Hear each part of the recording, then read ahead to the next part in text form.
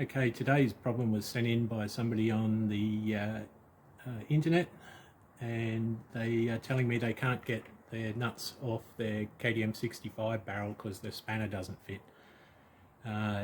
It's not a problem with the KTM or anything like that. It's just purely the poor bloke's got some cheap tools. This is actually the same brand of spanner that the guy says he's got, which is a Tool Pro item from Super Cheap, which I think is like $7.60 or something there. Pretty cheap spanner, looks pretty good, nice finish. I've actually got this one and I have it in a little track box that I take to the track, and I'd use these at the track because they are cheap and people borrow them and never give them back. So I don't like taking the stuff that I use at the workshop, which is obviously a snap-on 10mm wrench that is around about $60 to buy off the snap-on truck nowadays.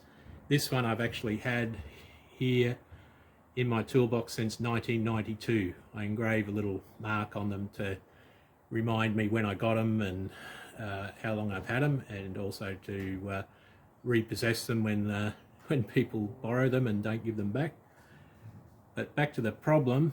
The problem is there's not enough room. There's plenty of room with a cheaper spanner, with his Tool Pro spanner. It'll go on here, no problem, but won't fit on this nut because there's not enough room for the extra material that's on the spanner. The head of that is much larger, and they've done that because they're using a cheaper metal, a metal that's softer or more brittle than what the snap-on stuff is. So really you're faced with the idea of having to buy a better spanner, or you can just use a cheap spanner. And this is another El Cheapo spanner that I bought from Super Cheap many years ago. Probably came in a set that was like $20 for 10 of the things, and I just grind it away so that it can fit on there, and you can just undo the nut really easily. Because it's cheap, you're not too concerned if it snaps through or whatever. If you grind too much off of it, or you have to lean on it too much to get something off, it might snap, but you're not losing anything. It's a couple of dollars, like buy a can of Red Bull is for what you get this spanner for, and it fits in great. So that's what I have in like I say, in my my track box for such an occasion. And you can make one at home in a jiffy on the angle grinder or bench grinder.